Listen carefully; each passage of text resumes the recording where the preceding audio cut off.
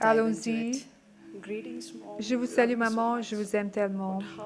Comment vous êtes née de nouveau et maintenant vous marchez dans la manifestation d'être une mère pour les nations en si peu de temps.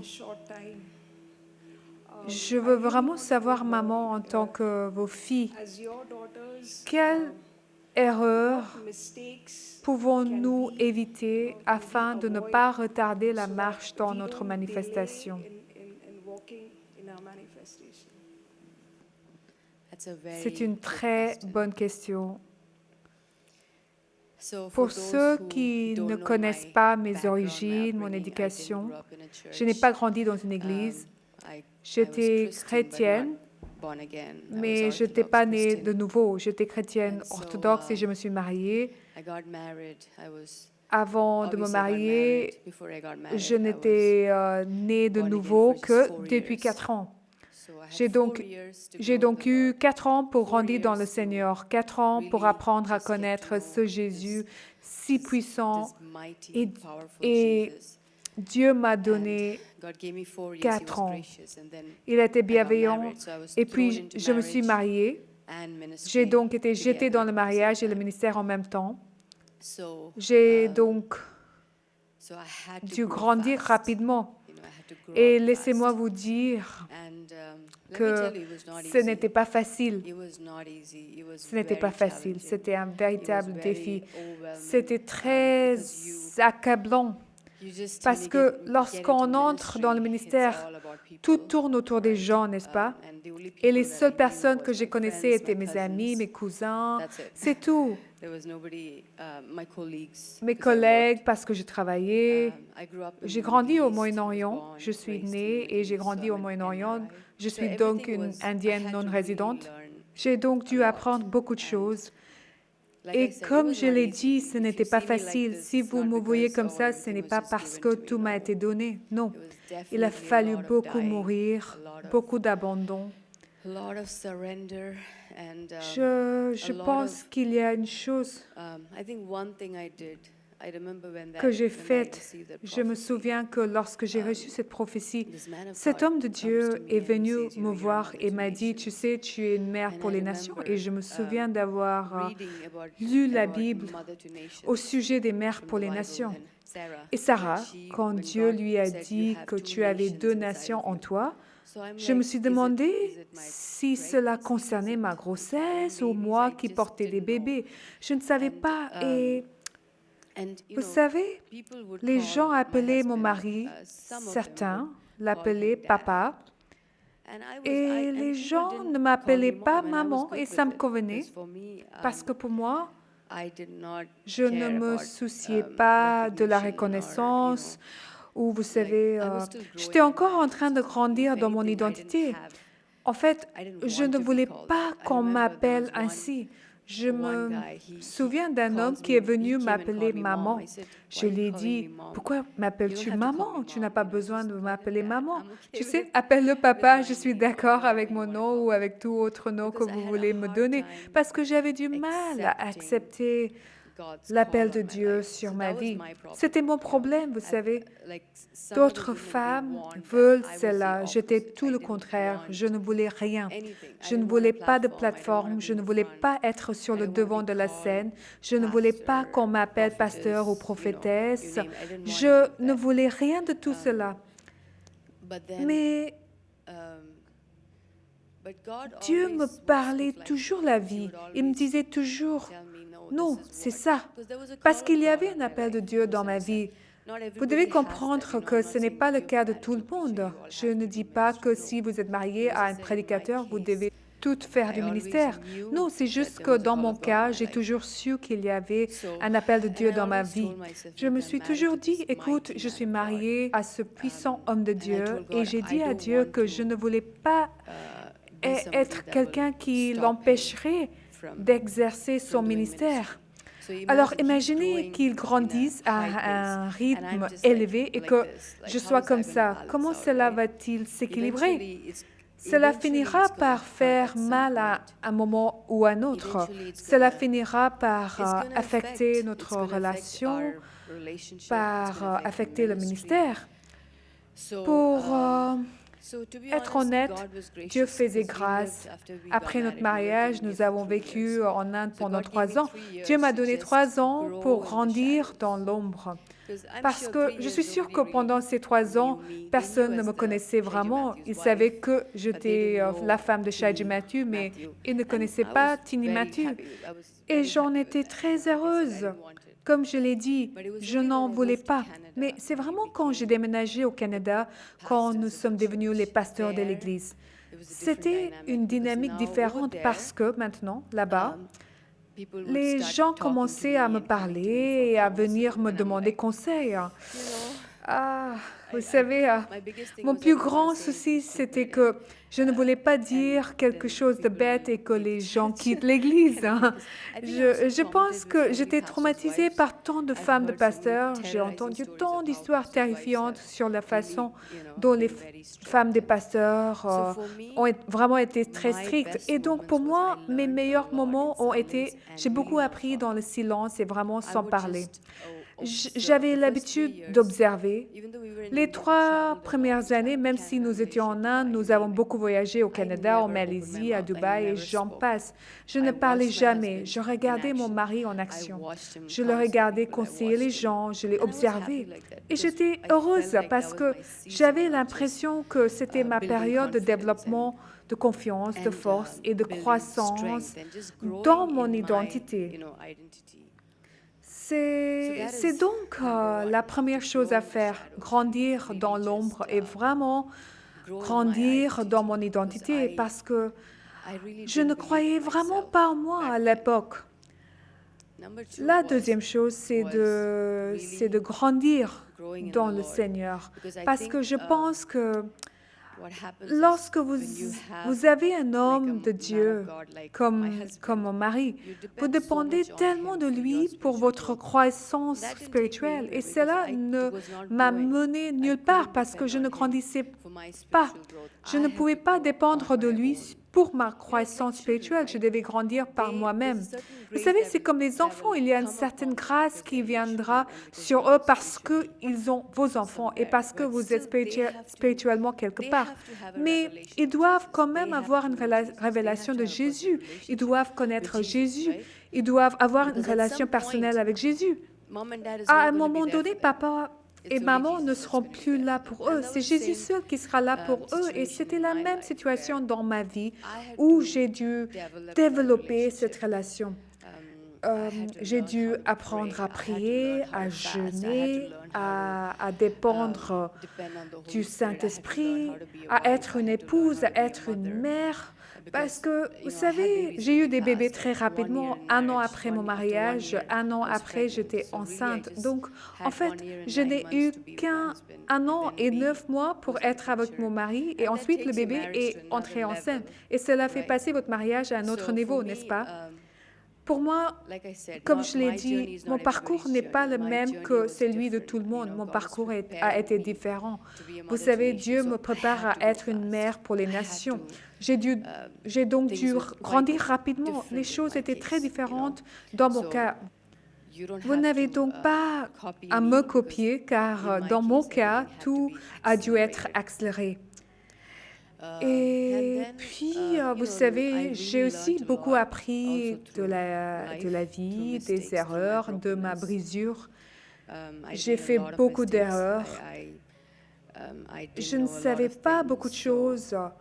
Alors, j'ai fait beaucoup de boubous et j'ai réalisé que je ne devais pas faire ça. Et ça, c'est très bien. Parfois, nous sommes si durs envers nous-mêmes et nous nous disons, oh, c'est tout, c'est la fin et vous savez que c'est fini.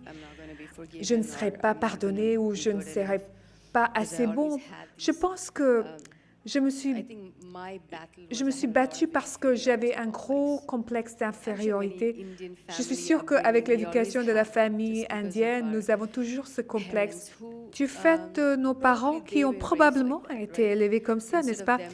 Au lieu de parler la vie, ils aiment mettre l'accent sur toutes les erreurs Mais en grandissant, je pense que je me souviens davantage des commentaires négatifs ils m'ont fait que des commentaires positifs qui se sont même manifestés dans le ministère. Je ne croyais pas. Mon mari me disait, non, tu es appelé à faire ça. Et moi, je disais, non, je ne peux pas. Vous voyez, alors je contredisais toujours tout ce que Dieu me disait. Vraiment, je ne sais pas comment Dieu a pu être aussi patient avec moi. Je continuais à me battre parce que je ne pouvais pas croire que Dieu avait un plan pour moi. Je ne pouvais pas croire que Dieu voulait utiliser quelqu'un comme moi parce que je ne croyais pas en moi. Dieu croyait en moi, mais je ne croyais pas en moi. Je pense donc qu'il a fallu se défaire de cet état d'esprit, de beaucoup de blessures d'enfance. J'ai dû faire beaucoup d'auto-guérison parce que, comme je l'ai dit, il y a des limites à ce que peut faire votre conjoint, à ce que peuvent faire vos parents. La plupart des choses doivent être faites par soi-même.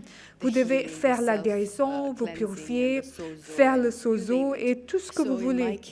Dans mon cas, j'ai donc appris de mes erreurs et de ma brisure. Et aussi, je suis une étudiante de la vie. J'ai donc commencé à m'étudier, à me rendre compte pourquoi est-ce que je réagis à ce point, pourquoi est-ce que j'ai ces pensées, pourquoi suis-je si négatif, pourquoi est-ce que je réagis de cette façon, pourquoi est-ce que je ressens ces émotions.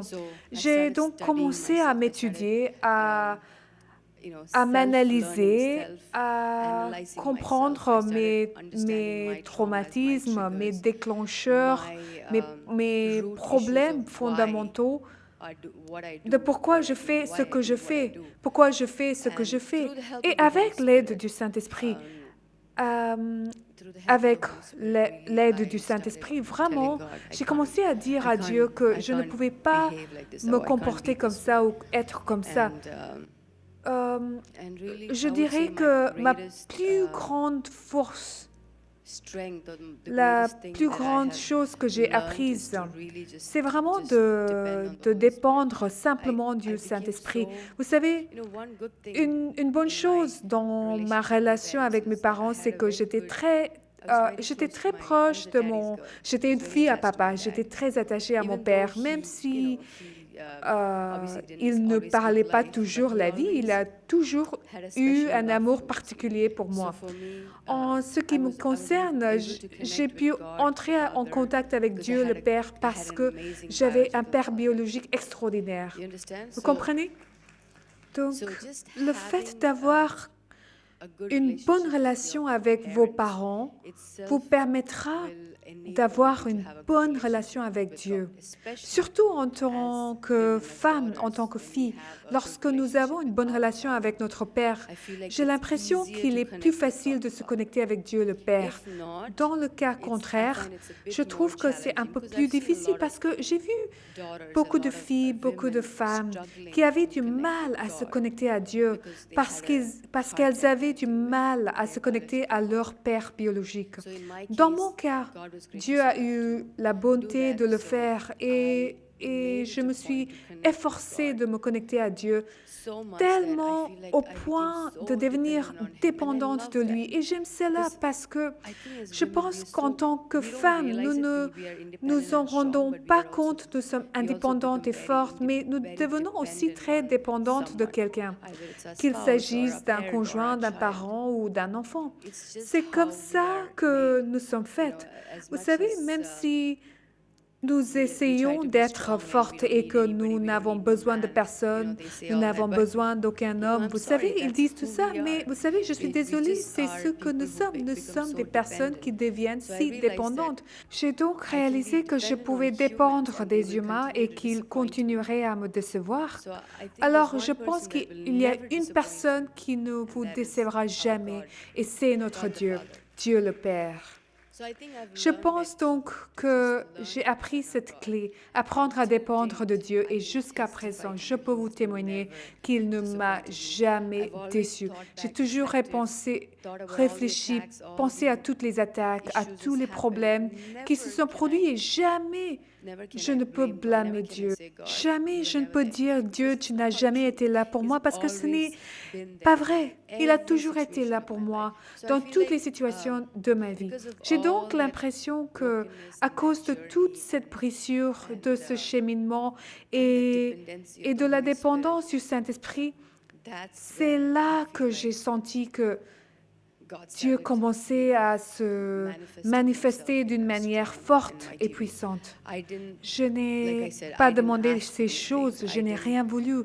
Je ne voulais pas être connue, mais j'ai toujours su que c'était le désir de Dieu de m'élever. Et vous savez, je suis également bénie d'avoir un mari qui a soutenu l'appel de Dieu dans ma vie. Et il m'a toujours encouragée.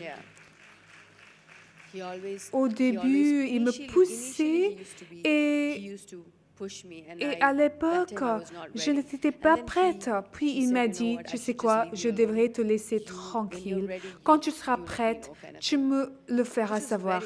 Ce qui était très bien parce que cela m'a aidée parce que j'avais l'impression que lorsqu'il me poussait, je ressentais beaucoup de pression. Lorsqu'il m'a laissé seule, Dieu a pu travailler en moi et à travers ma brisure et mon intimité avec Dieu, j'ai l'impression d'avoir pu voler. Et maintenant, vous savez, encore une fois, je ne suis mariée à aucun titre, mais je ne sais plus qui est l'ancien Tini. Je ne reconnais pas cette personne. Je ne désire pas la célébrité, c'est un fait, mais quand cela vient à moi, je l'accepte. La Bible dit que ce soit un autre qui fasse ton éloge, n'est-ce pas? Il y a un verset comme celui-là dans les Proverbes. Et j'avais du mal à recevoir des louanges à cause de mes complexes. Et lorsque le Saint-Esprit m'a dit de l'accepter, j'ai cessé de me sentir gênée et j'ai commencé à l'accepter.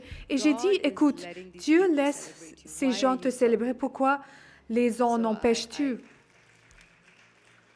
J'ai donc dit, d'accord, Dieu, c'était difficile, mais maintenant, tu sais, lorsque les gens me célèbrent, je le reçois, je dis merci. Avant, je me disais, oh, donner toutes les louanges à Jésus et je me cachais. Je ne veux pas de gloire. Les gens ne le réalisent pas. Je n'ai jamais accepté la gloire parce que je me sentais vraiment, je ne pouvais pas la supporter, mais maintenant, je dis merci parce que je l'accepte. Je le reçois parce qu'en fin de compte, ce ne sont pas les gens qui me louent, n'est-ce pas? Ce sont les gens qui louent le Dieu qui est en moi. Vous comprenez? Si vous me demandez comment je suis ce que je suis, c'est grâce à sa grâce, à son amour, à sa miséricorde et au fait qu'il m'a guidée doucement, pas à pas, et qu'il a été très patient avec moi.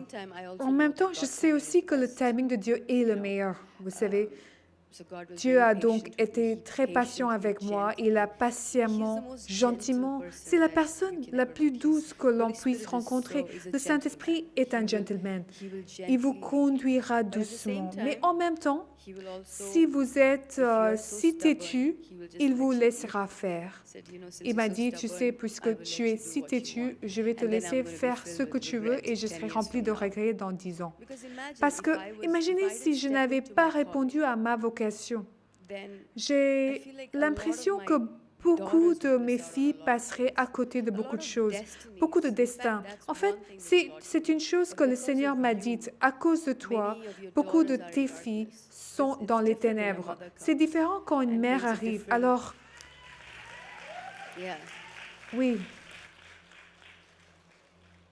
Alors, quand Dieu a commencé à me montrer cela, quand Dieu a commencé à me révéler comment beaucoup de mes filles étaient dans les ténèbres et comment ma voix m'a touchée, juste ma présence leur apporterait la guérison, vous savez. Et le fait est que j'ai une mère spirituelle. Vous n'avez pas idée comment ma vie a changé juste en ayant une mère spirituelle et je ne m'en étais jamais rendu compte. J'ai toujours été très attirée quand j'étais sauvée. J'ai été sauvée à Bangalore dans une petite église et j'ai été très attirée par la femme du pasteur parce qu'il y avait quelque chose. C'était le Saint-Esprit, maintenant je sais, mais j'ai toujours eu tellement faim. Il y a des limites à ce que l'on peut apprendre d'un pasteur. Vous savez, c'est un homme. Il y a des limites à cause du genre. Après le service, je la bombardais de questions parce que j'avais tellement faim. J'ai toujours voulu cette mère, ce contact maternel. Je voulais les conseils d'une mère et j'étais comme une petite enfant. Alors, quand Dieu m'a donné ma mère spirituelle, mon Dieu, je peux être digne avec vous. Avec ma mère, je veux être une enfant. J'ai tellement faim et je veux tout absorber parce que je n'aurai jamais ce moment. Tout d'abord, ils vivent à des kilomètres et des kilomètres de distance, ce qui n'aide pas. Mais même si je suis spirituellement connectée à elle, vous savez, le simple fait d'avoir une mère, d'avoir un modèle et de savoir à quel point elle a changé ma vie. Rien que sa présence, le simple fait de savoir que j'ai une mère spirituelle que je peux admirer, que j'ai un modèle à suivre, que j'ai quelqu'un qui peut m'apprendre à être une bonne épouse et une bonne mère pour de nombreux enfants est une force en soi. Je sais donc à quel point elle est une bénédiction pour moi et à quel point je peux être une bénédiction pour mes enfants spirituels. C'est ainsi que j'ai appris.